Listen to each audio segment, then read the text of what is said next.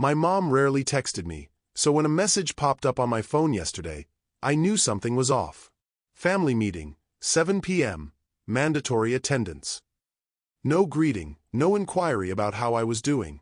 Just an order, as if I were an employee at their firm, not their child. I stood in front of the house where I grew up, my fingers hovering over the cold iron knocker. Beyond that door lay only disappointment and criticism. A shiny Tesla gleamed in the driveway, a subtle reminder that in the Carter family, success was measured by wealth, elite degrees, and status. As for me, I'd chosen a different path, one they never understood or supported. The door swung open before I could knock. "You're late," Mom said, her lips pressed together so tightly I thought another lecture might burst out. I checked my watch. 6:58. In this household, being 2 minutes early still counted as tardy. The tension hit me like a wall as I stepped into the study. Lucas, my eldest brother, sat stiffly on the couch, his briefcase neatly placed beside him. Theo, the youngest and a rising tech entrepreneur, barely looked up from his tablet, ignoring me completely. Blake, my middle brother, leaned against the wall in his chef's uniform, arms crossed, radiating disapproval. Dad stood near the fireplace, hands clasped behind his back, looking every bit the stern patriarch ready to deliver a verdict. "Sit down, Ryan," he commanded, gesturing to the lone chair facing them all. They were united. I was isolated. I took a seat, my back straight, my gaze steady. "What's this about?" I asked, though I already suspected the answer. Lucas opened his briefcase and pulled out a thick stack of papers. "We've been discussing the future of the family's reputation," he announced, his tone icy and clinical, "and we've come to a necessary decision, one in the best interest of preserving our legacy." Mom added, sitting close to Blake as if seeking reassurance. I skimmed the document quickly, catching phrases like termination of familial ties, loss of inheritance rights, and severance of financial connections. A bitter laugh escaped me, cutting through the heavy silence. "You're disowning me?" I scanned their faces, daring them to deny it. "This isn't personal," Theo finally spoke, his voice detached. "It's strictly business. My associates can't know I have a brother involved in whatever you do." "Whatever I do?" I raised an eyebrow. "I'm your brother. How is this not personal?" Dad sighed, shaking his head. "Your choices reflect poorly on this family. That a hobby of yours?" "It's a business," I corrected sharply. Blake chimed in, "A joke, more like. Everyone at the restaurant knows I have a brother who makes trinkets out of trash." "It's embarrassing." My grip tightened on the papers. I was used to their judgment, but never had I expected them to cut me out entirely. Mom's voice softened but carried the same underlying disdain. "We gave you everything, the best education, connections, opportunities, and you threw it all away to play with clay and paint." I took a deep breath, suppressing the anger bubbling inside me. "Where do I sign?" Mom blinked, clearly expecting rage or pleading, not indifference. "Ryan, if you reconsider, where do I sign?" I repeated firmly. Lucas hesitated, then pointed to the bottom of the page. 10 minutes later, it was done.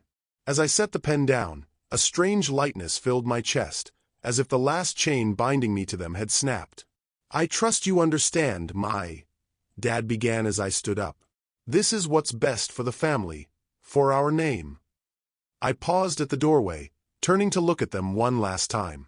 "Funny thing is, you've always feared I'd tarnish the family name, but none of you ever bothered to see what I've built, or what I will become." Mom opened her mouth to speak, but I raised a hand. "You chose to sever ties. Now live with that decision." The door clicked shut softly behind me, too quietly for the weight of what had just happened. I stepped into the cool night air, breathing deeply. Sorrow lingered, but I couldn't express it. I got into my car, wiping away tears as they fell. The family I had loved and tried to belong to had rejected me, but I would prove them wrong. 3 days later, I sat in my workshop, stirring the glossy finish on a sculpture made from discarded materials. I'd worked through the night not because of a deadline but to distract myself. "They actually did it," Mia's voice, my closest friend and business partner, brought me back to reality. She set a cup of coffee on the table, her eyes blazing with indignation. Not only did they disown you, but they ensured you have no financial connection left to them, I said calmly. And you just signed without a fight? Mia gaped. I shrugged. What was there to fight for?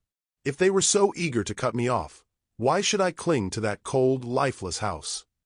Mia shook her head, about to say something, when the door burst open. Jake, my other business partner, rushed in, clutching his laptop. Ryan, you need to see this. Another order issue? No. A massive opportunity. He placed the laptop on the table, spinning it toward me. On the homepage of Modern Living, a headline flashed across the screen. Meet Ryan Carter, the young artisan revolutionizing eco-friendly home decor. I blinked, unable to believe what I was seeing. Did they just call me an artisan? Mia nearly shrieked with excitement. Not just that. You're also being hailed as a pioneer in the upcycle design movement. Jake tapped the table impatiently. That's not all.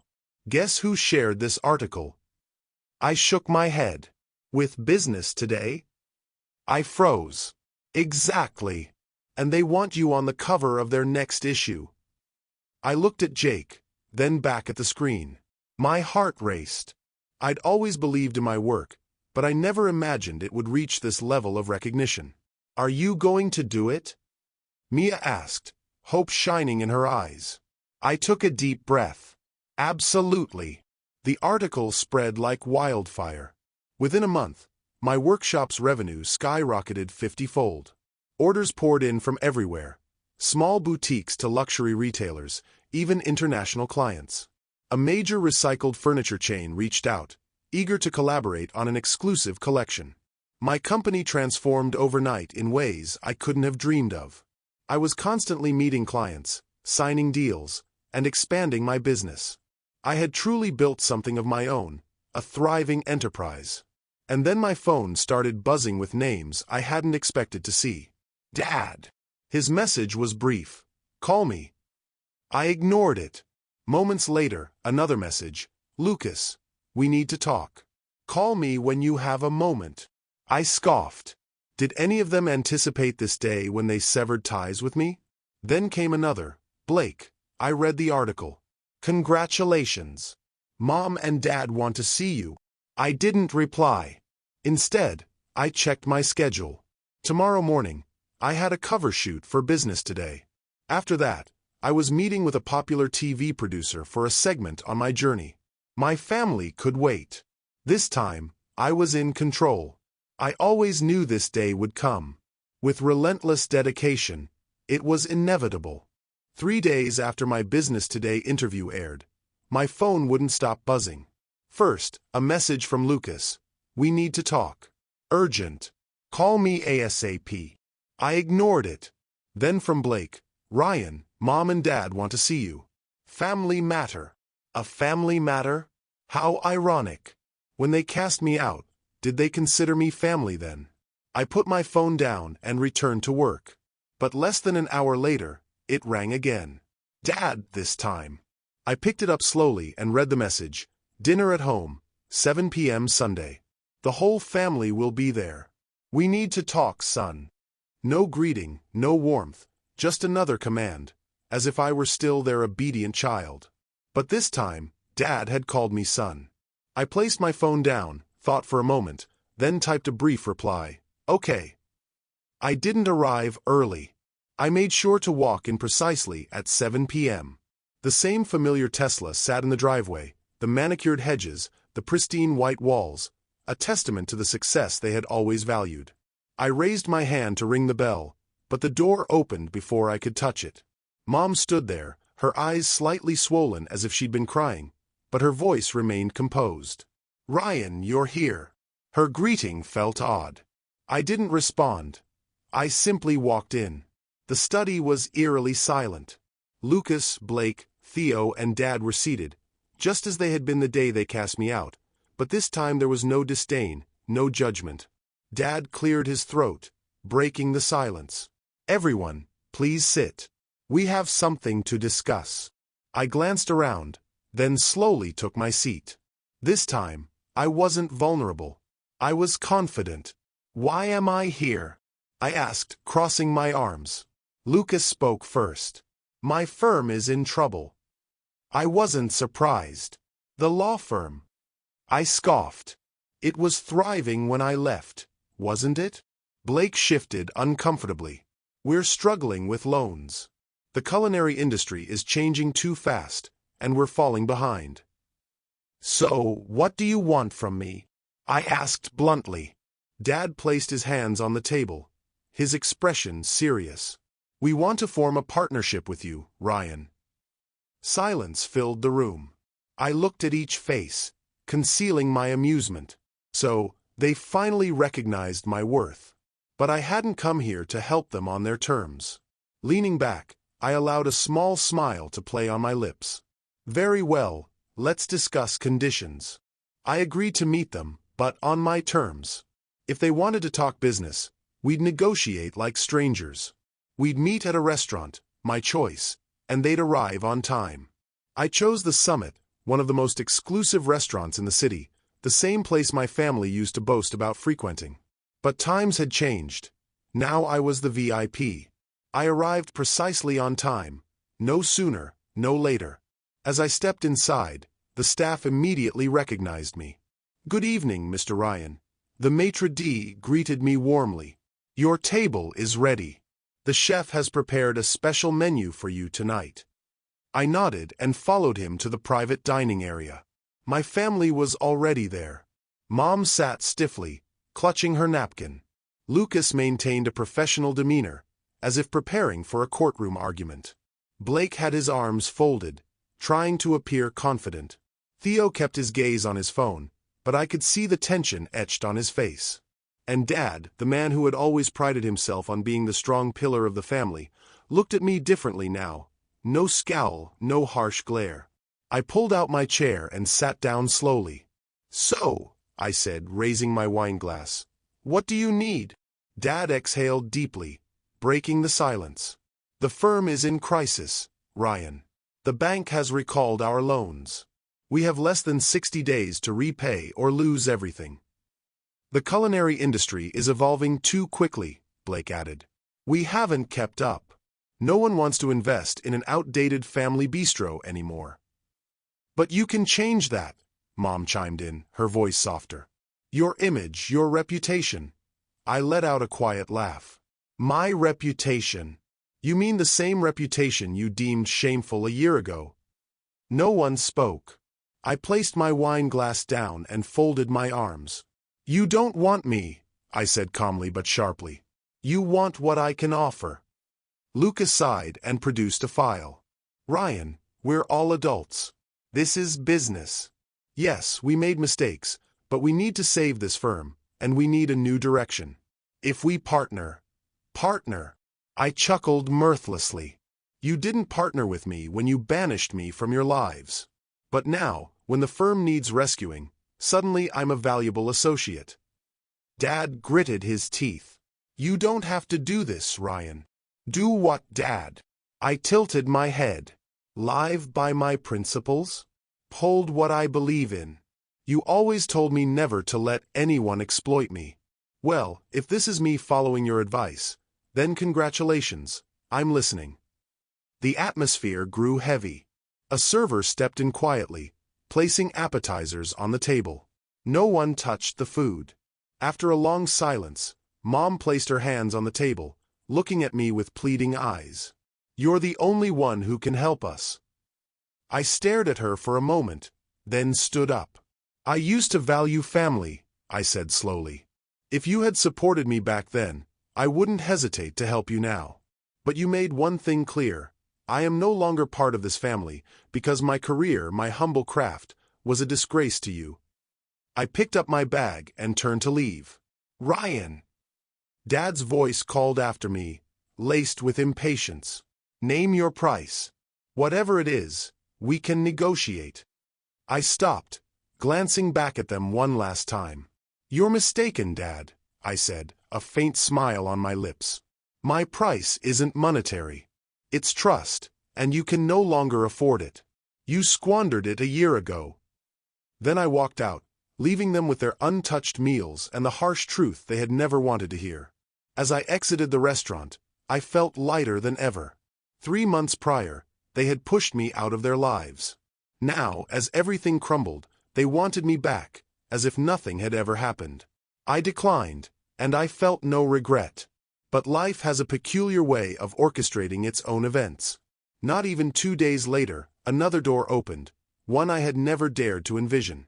"You need to sit down right now." Jake burst into the workshop, his face radiant with excitement. I glanced up from my workbench, where I was arranging shards of glass for a new project. "What's happening?" I muttered, but Jake was already rushing forward. "No, Ryan, you absolutely must see this." He placed his laptop before me, the screen displaying an email from a name I never anticipated seeing, the National Gallery of Art. I froze. "They want my work." "Not just that," Jake gasped. "They want you as the featured artist in their upcoming Sustainable Design exhibition. This isn't just a significant opportunity, Ryan. This is the pinnacle." I sat there, gazing at the screen, my mind racing. The National Gallery, one of the most prestigious museums globally. If I accepted, my work wouldn't merely be featured in design magazines or upscale showrooms. It would become art. It was everything I had ever yearned for. I slowly leaned back in my chair, feeling the heavy thud of my heartbeat in my chest. But just as one door opens, the past invariably finds a way to knock. Just a day later, a message from Blake appeared on my phone. "Mom has been crying a lot. Dad too. Can you visit them?" I didn't respond. A few hours later, Lucas sent a lengthy email. His words weren't as sharp as usual. There was a rare hint of sincerity. "Ryan, I know we were wrong. We acted foolishly, but please consider Mom. She truly needs you." I switched off my phone, telling myself I wouldn't let emotions sway me. But that afternoon, something shifted everything. A letter arrived, something I had never received from my father before. Slowly, I opened the envelope and recognized the strong, familiar handwriting. "Ryan, I've written this letter countless times, but there's no perfect way to phrase it, no way to justify my actions. I was wrong about everything. You have always been the strongest member of this family, not because of your success or fame, but because you had the courage to choose your own path despite all obstacles. It took me far too long to realize that, and perhaps I don't deserve to have you back, but if you could give me a chance to make things right, I would be eternally grateful. With love, Dad." I clutched the letter in my hands, feeling an emotion I had never felt toward my father before: authenticity. I spent the entire night contemplating. I was no longer the boy who needed his family's approval, but if I were to help them, it would be on my terms. So, the following morning, I sent a single message to my father: "We'll have a brief discussion, but this time on my conditions." The family council took place in a hospital room, a setting none of us had ever imagined would serve as the backdrop for such a crucial moment. My mom had been admitted due to stress and exhaustion. According to the doctor, rest was paramount, but even from her hospital bed, she squeezed my hand, tears tracing paths down her face. "You came," she whispered, her voice hoarse with fatigue. I nodded but remained silent. The others sat around a small conference table outside her room: Dad, Lucas, Blake, and Theo, all awaiting my decision. I opened my briefcase and placed a stack of papers on the table.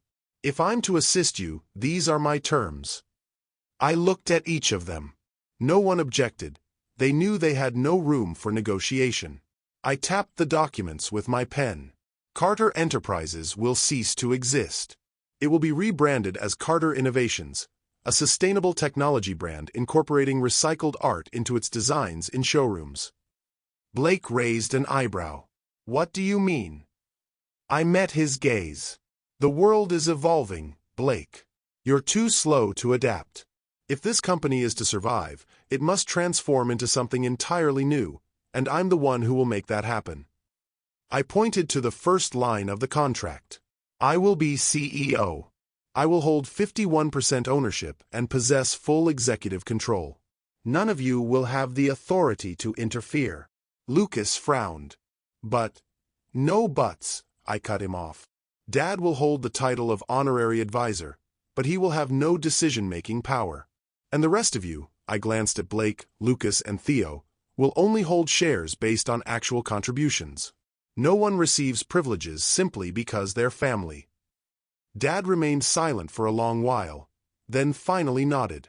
That is fair. I raised an eyebrow, surprised at his swift acceptance, then realized he had no other choice.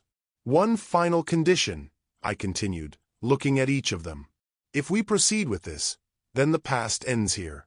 No one gets to refer to me as the disgraceful child or the family betrayer anymore. If you seek my assistance, then you acknowledge that I was never the problem. You were. Silence filled the room. Mom's eyes welled with fresh tears. Dad sat deep in thought. The first to break the silence was Lucas. You're right, he sighed. We were wrong. Blake lowered his head. I was too arrogant to recognize what you were doing, but now I understand. Theo gave a small nod, no longer wearing his usual indifference. Finally, Dad reached for the contract. Hand me the pen. I looked at him, seeing the exhaustion in his eyes, but also acceptance. I passed him the pen, and one by one, my family signed the agreement they never thought would happen. And at that moment, I knew I truly held the power within the very family that had once cast me out. 1 year later, I walked through the towering glass doors of Carter Innovations, now one of the fastest-growing sustainable technology brands in the nation. The showroom lights reflected off the latest product designs. The company hadn't merely survived, it had flourished. We had secured a major partnership with one of the leading renewable energy providers, giving Carter Innovations products and efficiency that outperformed the competition. Our showrooms weren't just places to purchase technology. They were immersive art installations, showcasing the fusion of technology and creativity. Everything operated precisely as I had envisioned, and my family had finally found their rightful roles. Lucas left his high-pressure legal career to become the company's chief legal officer, a position where he felt valued without being overwhelmed by endless litigation. Blake, the same person who once ridiculed my work, now spearheaded the development of sustainable culinary technology, ensuring restaurants had environmentally responsible equipment. Theo, the one who had never shown interest in anything, was now leading research and development, utilizing technology to optimize product efficiency. Dad remained an honorary advisor, but he no longer made the decisions. For the first time in our lives, we were truly working together. That evening, we gathered at my art studio, the place where it all began. On the table sat a small box. Inside were the very documents that had once destroyed me. I picked up one, a copy of the family disownment agreement, the document they had forced me to sign a year prior. What shall we do with it? Blake asked, his voice more serious than I had ever heard. I reached for a lighter. We burn it. No one objected. One by one, we tossed the papers into the kiln, watching them turn to ash, a declaration that the past would never return. As the embers cooled, I gathered the ashes into a small dish and carried them to the ceramic furnace. Now, let's transform it into something beautiful. I took a molten ceramic rod, dipped it into the ashes, and began shaping. Under my hands, a new sculpture emerged, a small abstract piece representing a family. Not perfect, not symmetrical, but real and strong. Mom placed a hand over her heart, tears streaming down her face. It's beautiful, Ryan. I nodded, feeling lighter than ever. It wasn't just a sculpture, it was a symbol of our rebirth. I placed it at the center of Carter Innovations' main showroom. It stood there, illuminated by soft lighting, a reminder that sometimes what is broken can be reshaped into something even more beautiful, and this time, I was in complete control of my future and the company that had once rejected me. The grand opening of Carter Innovations' third flagship location was more spectacular than anything I had ever imagined. What was once an outdated family firm had now become a symbol of innovation and sustainability, attracting not just eco-conscious consumers but some of the biggest investors in the industry. Our new showroom was an open-concept space where technology and art intertwined. Sleek, sustainable devices stood beside handcrafted sculptures made from recycled materials. A massive glass wall reflected the light from chandeliers constructed from salvaged components of old electronics, creating an atmosphere that was both modern and soulful. The showroom was packed with journalists, business leaders, and even those who had once doubted Carter Enterprises' future now stood before me, marveling at its transformation. I stepped onto the small stage, microphone in hand, looking out at the crowd, and more importantly, at my family standing in the front row. A year ago, no one believed this company could survive, I said, my voice carrying through the grand space.